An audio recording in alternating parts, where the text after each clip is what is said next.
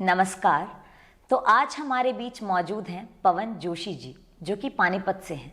तो आइए इनसे बात करते हैं। नमस्कार पवन जोशी जी। नमस्कार मैम, राम राम सारे भाइयों ने। तो आप प्रोफेशनली पगड़ी बांधते हैं? जी मैडम। ये आपने कहाँ से सीखा? ये इसमें अगर देखा जाए तो मतलब दादाजी, नाना जी, और फिर उसके बाद मैं कॉलेज में पढ़ता, CRS आर्ट कॉलेज में। यूथ फेस्टिवल में देख देख के बस उनको देखता गया और ये प्रोफेशन मतलब ये कलाकारी आती गई। और अब पहले तो हरियाणवी पगड़ी से शुरुआत की थी जी। अब फिलहाल का सीन ये है कि मैं हर तरह की पगड़ी बांध लेता हूँ। उसमें हरियाणवी, पंजाबी, महाराष्ट्री, गुजराती, क्षत्रिय, राजपूताना और अरबिक, मतलब हर तरह की पगड़ी बांध लेता हूँ। 6 सेकंड का मेरा रिकॉर्ड रहा है पूरे हरियाणा में हरियाणवी पगड़ी का। 6 सेकंड में मैं पगड़ी बांध के तैयार कर देता हूँ। और ये गीता जयंती महोत्सव जो कुरुक्षेत्र में है, वहाँ पे ये रिकॉर्ड मैंने कायम किया था जी। तो आपने पगड़ी को बांधना ही अपना प्रोफेशन, अपना पेशा क्यों चुना? क्योंकि आजकल जो है बहुत कम लोग पगड़ी बंधवाते हैं, या बहुत कम लोग ऐसे हैं जिन्हें पगड़ी बांधनी आती है। मैम पहले बांधते थे पगड़ी, बीच में कुछ एक समय आया जो मतलब कुछ एक दौर आया जिसकी वजह से छूट गया। लेकिन अब धीरे धीरे ट्रेंडिंग में चल रहा है। जैसे हरियाणवी गाने हैं उनमें लगभग पगड़ी आती हैं, और अपने जैसे कॉलेज के यूथ फेस्टिवल हैं उसमें जैसे बच्चे देखते हैं भाई दूसरों को पगड़ी बांधते हुए। अब तो दौर ये है कि महिलाएं भी पगड़ी महिलाएं हैं जितनी, वो भी पगड़ियां बांधनी शुरू कर दी हैं उन्होंने भी। और जहाँ तक हमारा है कि हम जब तक जीवित रहेंगे इस संस्कृति को, ये हमारी इसको बचा के रखेंगे और बिखेरते रहेंगे, जितना हो सके उतना बिखेरेंगे। वो चाहे हरियाणवी हो, चाहे पंजाबी हो, चाहे राजस्थान में हो, ठीक है, हर तरह से मतलब अपना जो ये रंग है इनको ज़रूर बिखेरेंगे जी। पवन जी, आपके लिए पगड़ी का महत्व क्या है? पगड़ी का महत्व मेरे लिए नहीं, ये सभी के लिए ही बता देता हूँ। पगड़ी हमारी आन बान शान है और एक इज्जत का प्रतीक होती है पगड़ी। पहले जब पंचायतें होती थी, पंचायतों में जो बड़े बुजुर्ग आते थे वो पगड़ियाँ बांध के बैठते थे, और जब जहाँ पे इज्जत का सवाल आता तो वो मतलब तो जैसे किसी को ये कह देते हैं कि भाई इसका हुक्का पानी बंद कर दो। हुक्का पानी बंद होने के बाद ना बंदे को मतलब उस आदमी को पगड़ी बांधने का कोई मतलब वो पगड़ी बांधने का नहीं रहता था, मतलब पगड़ी नहीं बांधी जाती थी उसको। वो पगड़ी जो है सर पे नहीं टेक सकता था अपने। एक इज्जत का प्रतीक। हाँ, इज्जत का प्रतीक मानते हैं, ठीक है। और आपने फिल्मों में भी देखा हो तो मतलब अपनी पगड़ी उतार के किसी के कदमों में रखना, वो एक ये है कि अपनी इज्जत सामने वाले को मतलब अर्पित कर देना। तो ये बहुत ही सम्मान का प्रतीक है पगड़ी। और कहा जाता है कि ये पगड़ी है जो भोले बाबा के मतलब भोले बाबा से शुरू हो रखी, वो अपनी जटाओं की पगड़ी बांधते थे। अपनी उसकी उनकी जटाएं इतनी लंबी थी, वो जटाओं की पगड़ी बांधते थे। तो वहाँ से इसकी शुरुआत है, मतलब पीढ़ी दर पीढ़ी आती रही, और हम अभी इस दौर पे हम लोगों पे आके अटक चुकी है।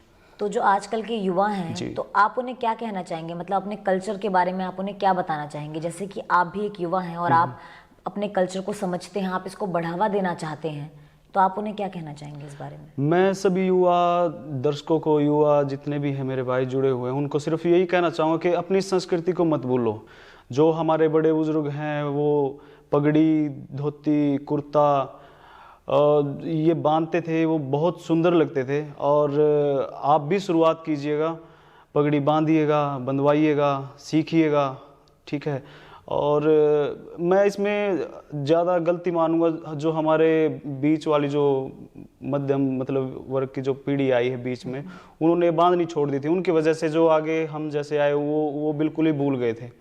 लेकिन कुछ एक कोशिशों की वजह से, जैसे हमारे कल्चरल डिपार्टमेंट हैं, उनकी वजह से ये चीज़ें दोबारा से उठने लगी, लोगों के बीच में जागृत हो गई, ठीक है। और सोशल मीडिया की वजह से ये जाने लगी, तो अब जानने लग गए लोग कि हाँ भाई पगड़ी क्या होती है, धोती क्या होता है, कुर्ता दामन, भाई ये चीज़ें क्या होती है। और पगड़ी को हम हरियाणवी में खिंडका भी बोलते हैं, खिंडका।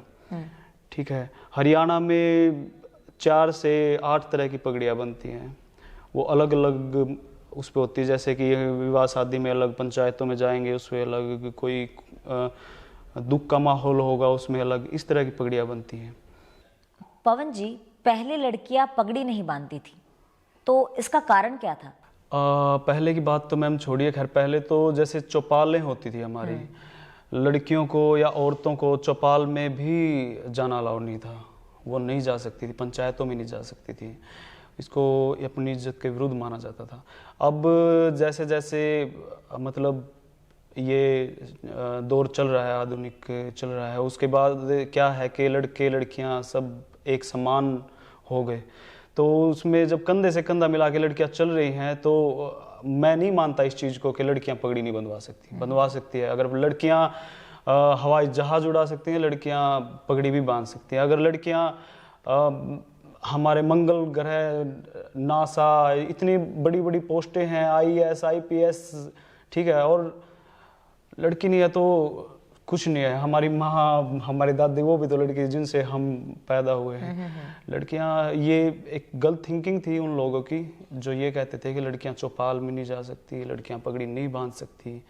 मैं इस चीज़ को गलत ठहराता हूँ, और आज इस मंच के माध्यम से मैं सभी को बता दूं कि बेटियां हैं तो कल है, अगर बेटियां नहीं है तो कुछ भी नहीं है। इस 10वें चलो थिएटर राष्ट्रीय नाट्य महोत्सव में आपको सभी को पगड़ी बांधवाने का मौका मिल रहा है, आप सभी को बांध रहे हैं, जो गेस्ट आए हैं, चीफ गेस्ट आए हैं हमारे, है ना, आप उनको पगड़ी बांध रहे हैं, तो आपको कैसा लग रहा है? देखिए, मुझे बहुत ही अच्छा लग रहा है। जो मुंबई से, जो बॉलीवुड से यहाँ पे कलाकार आते हैं, उनको भी हम हरियाणवी पगड़ी पहना रहे हैं।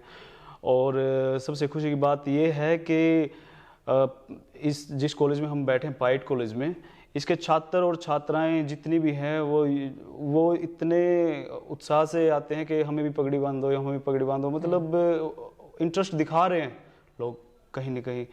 तो बहुत अच्छा लग रहा है कि हमारी जो संस्कृति है उसको कहीं न कहीं बढ़ावा देने में मुझ पवन जोशी का हाथ मतलब थोड़ा है।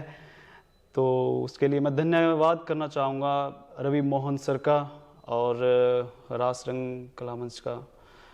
जी चलिए पवन जी, मैं चाहूँगी कि आपकी जो हाथों की कला है वो ऐसे ही बरकरार रहे, आप और ज़्यादा से ज़्यादा लोगों को पगड़ियाँ बांधे, और मुझे मौका मिलेगा तो मैं भी आपसे पगड़ी बंधवाना चाहूँगी। बिल्कुल बिल्कुल मैम, बिल्कुल। आपका हमें समय देने के लिए बहुत बहुत धन्यवाद। ओके मैम, बहुत शुक्रिया।